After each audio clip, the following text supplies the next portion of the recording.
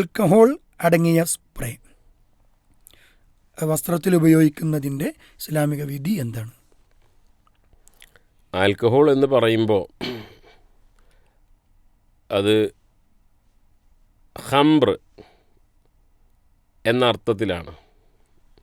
അതായത് ലഹരി ഉണ്ടാക്കുന്ന വസ്തു. ഇത് ലഹരി ഉണ്ടാക്കുന്ന വസ്തു അത് എന്ത് തന്നെയാകട്ടെ, പുകക്കലായിരിക്കാം, കുടിക്കലായിരിക്കാം, കഴിക്കലായിരിക്കാം, ഖരം, ദ്രാവകം, വാതകം രൂപങ്ങളിലൊക്കെ ലഹരി ഉണ്ടല്ലോ. അതിൽപ്പെട്ടൊന്നാണ്, അത് ദ്രാവക രൂപത്തിലുള്ള ഒന്നാണ് സ്പ്രേ എന്ന് പറയുമ്പോൾ.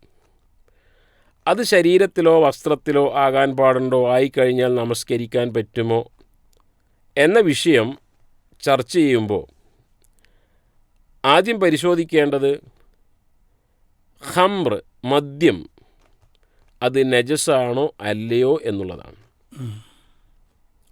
നജസാണ് എങ്കിൽ നമസ്കരിക്കുന്നവൻ്റെ ശരീരവും വസ്ത്രവും സ്ഥലവും നജസിൽ നിന്ന് മുക്തമായിരിക്കണം എന്നത് നമസ്കാരത്തിൻ്റെ ഷർത്തുകൾപ്പെട്ടതാണ്.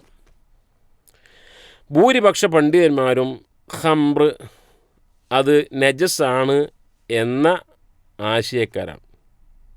ഇന്നമൽ ഖംറു വൽ മൈസിറു വൽ അൻസ്വാബു വൽ അസ്ലാമു റിജ്സും മിൻ അമലി ശൈത്വാൻ ഫജ്തനിബൂഹു ലഅല്ലക്കും തുഫ്ലിഹൂൻ. തീർച്ചയായും മദ്യം, ചൂതാട്ടം, അത് ഭാഗ്യ പരീക്ഷണ കോലുകൾ, പ്രതിഷ്ഠകൾ, അത് റിജ്സാണ്, നജസാണ്, മ്ലേച്ഛമാണ്, പൈശാചികമാണ്. ഈ ഒരു ആയത്താണ് മദ്യം നജസാണ് എന്ന് പറയുവാൻ ഭൂരിപക്ഷ പണ്ഡിതന്മാരും കൊണ്ടുവരുന്ന ഒരു തെളിവ്. എന്നാൽ ചില പണ്ഡിതന്മാർ, ഷെയ്ഖ് മുഹമ്മദ് ബിൻ സ്വാലിഹ് അൽ ഉസൈമീനെ പോലുള്ള പണ്ഡിതന്മാർ, മദ്യം അത് നജസ് അല്ല എന്ന കാര്യം പറയുന്ന ആളുകളാണ്, അഭിപ്രായപ്പെട്ടിട്ടുണ്ട്. അതെ. അവരതിന് കൊടുക്കുന്ന തെളിവ് ഈ ആയത്ത് നജസ് എന്ന അർത്ഥത്തിലല്ല ഉപയോഗിക്കുന്നത്. ഇന്നമൽ ഖംറു, മദ്യം, വൽ മൈസിറു, ചൂതാട്ടം, വൽ അസ്ലാമു, ഭാഗ്യ പരീക്ഷണ കോലുകൾ, വൽ അൻസ്വാബു, പ്രതിഷ്ഠകൾ. മദ്യത്തിൻ്റെ കൂടെ പ്രതിഷ്ഠ, ഒരു വിഗ്രഹം. ആ വിഗ്രഹം മണ്ണ് കൊണ്ടോ മരം കൊണ്ടോ കോൺക്രീറ്റ് കൊണ്ടോ സ്വർണം കൊണ്ടോ എന്തുകൊണ്ടുണ്ടാക്കിയാലും അത് നജസായിത്തീരുന്നില്ല. പക്ഷേ റിജ്സുന് മ്ലേച്ഛമാണ്. ഇന്നമൽ മുശ്രിക്കൂന നജസ് എന്ന് പറഞ്ഞതുപോലെ മുശ്രിക്ക് നജസാണ് എന്ന് പറഞ്ഞ രൂപത്തിലുള്ള ഒരു മ്ലേച്ഛത എന്ന അർത്ഥത്തിലാണ്. അതല്ലാതെ അത് പന്നിയെപ്പോലെ, അതേപോലെ വിസർജ്യ വസ്തുവിനെ പോലെ ഉള്ള റിജ്സ് എന്ന നജസ് എന്ന അർത്ഥത്തിലല്ല.